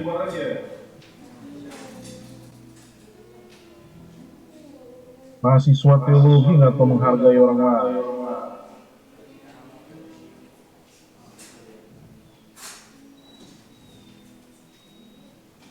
Biasakan kalau salah tuh minta maaf, ya.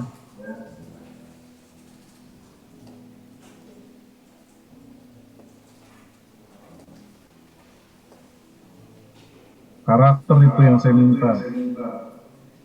Kalau Anda lebih pintar nggak apa-apa lah, nggak usah ikut kuliah juga nggak apa-apa.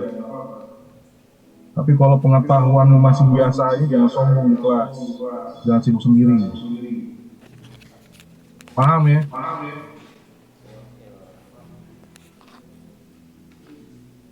Saya online, kalian jangan anggap enteng. Saya menghargai mahasiswa yang menghargai, menghormati. Tapi kalau mahasiswa yang nggak peduli, saya nggak peduli Anda dari kelas saya. Ambil mata kuliah lain juga nggak apa-apa. Oke, silakan Aquila, lanjut. Dan saya minta mahasiswa lain belajar dari sini, jangan diulangin lagi hal yang sama. Oke, baik Pak, saya lanjutkan. Jadi kepercayaan keharingan sendiri di tengah masyarakat suku Dayak itu memang karena pada dasarnya religi dan budaya di Indonesia ini tak akan pernah bisa dipisahkan, gitu juga dengan masyarakat yang ada di suku Dayak. Dan karena itu benar sekali yang Bapak sampaikan bahwa kepercayaan keharingan ini benar-benar komprehensif, artinya lengkap banget kayak gitu, teratur semuanya, terstruktur secara baik, dan akhirnya itu bukan jadi suatu sekedar kepercayaan saja, ini yang sebenarnya perlu digarisbawahi.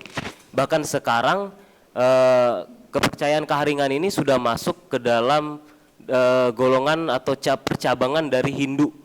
Artinya dia bukan lagi sekedar sebuah kepercayaan sebenarnya, tapi menjadi sebuah agama. Itu yang harus kita pahami gitu teman-teman. Dan sebenarnya juga Hindu keharingan sendiri itu punya salah satu institusi, itu yang saya bisa sampaikan gitu teman-teman. Jadi mereka punya kayak istilah itu STT-nya untuk Hindu keharingan di Kalimantan Tengah, yaitu tempatnya di Kota Palangkaraya. Jadi mereka punya kitab sendiri, namanya kitab Panaturan. Ya, nah itu dan itu menurut saya ini bukan jadi sekedar cuma kepercayaan, karena memang sudah masuk ke dalam golongan agama. Bahkan kalau teman-teman boleh tahu, kayak om-om saya itu mereka masih ada yang keharingan, itu mereka nuliskan kepercayaan mereka tuh bahkan di KTP mereka itu ada yang di strip, karena ada yang benar-benar mereka garis kerasnya Hindu keharingan kayak gitu. Mereka nggak tulis nama Hindu, karena mereka sebenarnya pada dasarnya orang-orang Dayak ini pengen keharingan itu berdiri secara mandiri, artinya nggak masuk ke dalam Hindu. Tapi karena harus adanya formalitas, yaitu supaya agama yang diakui, bahwa agama yang diakui itu hanya Hindu dan atau keenam agama yang ada di Indonesia, akhirnya mereka masuk lah kayak gitu. Tapi banyak sebenarnya orang-orang Dayak yang nggak terima akan hal ini, dan akhirnya sampai dibuat sebuah majelis juga yang mengurus Hindu yang ada di Kalimantan Tengah, Hindu keharingan yang ada di Kalimantan Tengah kayak gitu teman-teman. Dan saya lihat juga mereka kalau orang Hindu yang ada di Kalimantan Tengah atau sekitarnya, itu mereka bukan belajar Hindu yang seperti di agama lain teman-teman. Maksudnya di Hindu yang Hindu Bali dan segala macam, tapi mereka belajar Hindu yang benar-benar menerapkan seluruhannya itu sebenarnya budayanya budaya orang Dayak kayak gitu teman-teman. Dan mungkin itu sih yang bisa saya tambahkan, karena bahkan ini sih uniknya kitabnya itu sudah ada kayak kita nih, Alkitab digital juga mereka ada, kitab Panaturan digital juga ada Kayak gitu teman-teman. Itu yang mungkin bisa saya tambahkan. Terima kasih. Makasih Aquila ya. Jadi memang betul yang Aquila sampaikan. Nah ini kan, makanya kalau kita nggak ada yang bertanya, kalau kita nggak ada yang memberikan masukan, ya pengetahuan kalian ya sebatas itu saja. Tapi beruntung ini ada narasumber yang memang udah tinggal di Kalimantan ya. Aquila yang juga memberikan tambahan yang baik. Ya, betul, memang keharingan itu sudah berkembang luar biasa dan gak cuma keharingan sebenarnya. Ya. Parmalim juga demikian nanti. Nah, cuma yang menariknya begini. Kenapa mereka nggak diakui kan? Ya kan. Nah, makanya kan pemerintah ini kan unsur politik ini kan menekan religi demikian kuat. Semua yang menyembah nenek moyang itu kebanyakan mereka digolongkan dalam satu agama yang namanya Hindu. Padahal mereka bisa kita katakan punya core yang berbeda dengan Hindu. Ya, apalagi ketika kita berbicara tentang Hindu di India sana. Ya. Nah, karenanya kita belajar di teologi konteks Indonesia ini karena memang warna religi kita ini memang berbeda. Dan Anda sebagai mahasiswa teologi dan juga hamba-hamba Tuhan nanti tidak bisa mengeneralisasikan semua. Kalau Anda mengeneralisasikan semua, yang pertama Anda tidak tepat, tidak relevan, tidak kontekstual. Itu yang pertama. Lalu yang kedua, Anda akan salah dalam memberikan judgement penilaian. Nah, itulah tujuan mata kuliah ini. Kenapa kita bahas religi-religi yang ada di Indonesia, sehingga misalnya nih, ketika contohnya Aquila kembali nanti dengan keluarga besar, ya, dia bisa berbicara secara relevan tentang culture dan juga religi, kan kira-kira begitu. Ya. Atau misalnya ketika Aquila nanti ketika diutus ke gereja Toraja, dia bisa bicara secara relevan dan kontekstual tentang culture dan juga religi. Nah, yang menariknya begini, Aquila, supaya kamu tuh lebih efektif, efisien lagi, coba kamu bikin nanti karya tulis, skripsi, metodenya etnografi, ya. Coba kamu tuh melakukan riset tentang perkembangan keharingan ini, atau kalau terlalu luas, kamu bisa riset terhadap salah satu kultur yang kamu pilih yang bersinggungan dengan kekristenan, entah itu tato kah, entah itu misalnya tadi upacara kematian kah, ya. Saya rasa itu akan sangat bagus sekali nantinya, menjadi sumbangsi yang besar untuk kampus kita. Ya, apalagi Aquila sudah punya banyak narasumber tadi kan, ada omnya, ya, ada keluarganya. Itu bisa jadi narasumber, jadi bisa memberikan suatu pemahaman yang sahih tentang tato kah, atau tentang upacara kematian yang masih dilakukan oleh orang Kristen Dayak di sana, yang masih diikuti. Ya. Nah itu sebenarnya hal yang menarik untuk menjadi sebuah karya penelitian. Oke, terima kasih Aquila untuk masukan yang baik sekali ya tentang keharingan. Jadi kita tahu ada STT-nya, Sekolah Tinggi Teologinya malah sudah ada. Ya. Malah nanti kalau misalnya terjadi pertukaran narasumber ya, itu bagus sekali tuh. Jadi Aquila bisa narasumber di sana bisa kita undang secara Zoom dalam kelas kita, itu bagus sekali.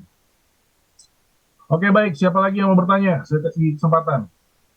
Satu pertanyaan lagi kalau ada.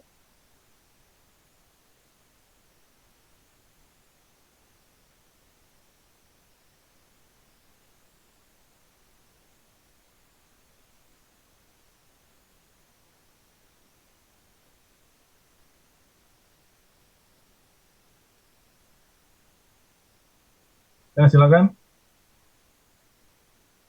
Nama siapa? Pertanyaan apa?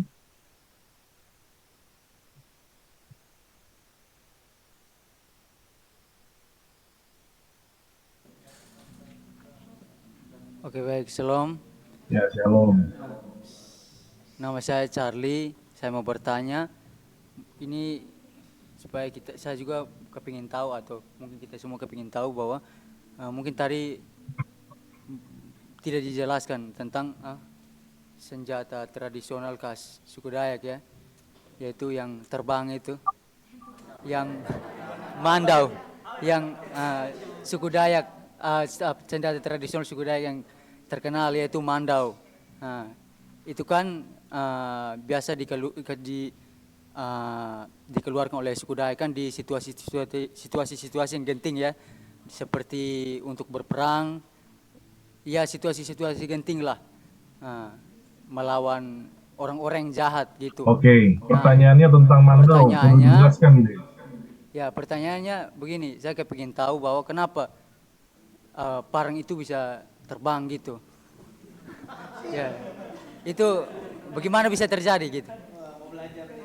Saya juga bisa bikin parang terbang sebenarnya sih. Cuma nggak bisa balik lagi, karena saya lempar. Oke, tapi nggak apa-apa, kelompok mungkin mau balas, mau ini kali, jelaskan dulu, silakan.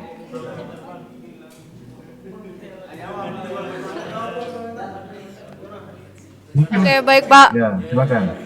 Saya akan menjelaskan mengenai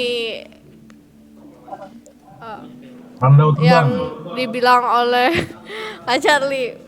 Itu sebenarnya bukan ya terbang sih, tapi emang ada beberapa kepercayaan dari pihak keluarga saya sih. Kan baba saya orang Dayak, tapi di daerah Meratus Pak, cuman bukan Dayak Ngaju.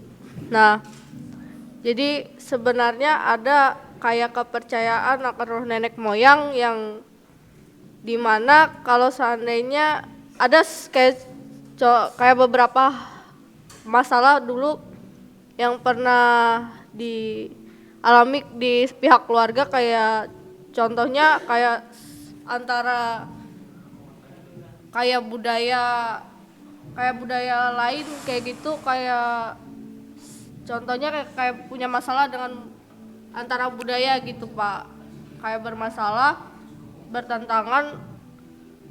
Itu biasanya ada yang dibilang roh yang kelihatan bentuknya, ada roh yang tidak kelihatan.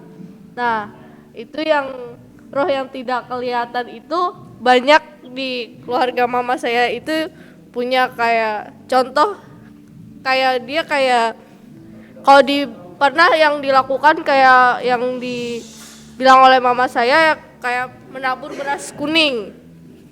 Beras kuning itu bahayanya Pak, biasanya kalau di budaya kami itu biasanya itu kematian. Fokus ke mandau dulu, jangan dulu ke beras kuning. Ya, yang mandau itu sebenarnya itu emang benar jadi teman anak-anak. Kalau di mama saya bilang dari kecil mereka emang sudah memegang benda itu Pak. Dari kecil. Itu emang benda buat menjaga setiap anak-anak gitu. Kalau seandainya mereka emang udah jadi mainan mereka gitu Pak di waktu kecil gitu. Oke, tadi siapa nama Fiona ya? Iya Pak. Ya, oke. Makasih Fiona ya. Iya Pak. Nah, tapi saya penasaran loh, emang ada roh yang kelihatan? Tadi ada. Yang kelihatan. Kalau yang itu nggak gitu bisa sih saya menggambarkannya, tapi emang ada Pak. Iya, oke. Kayak gitu.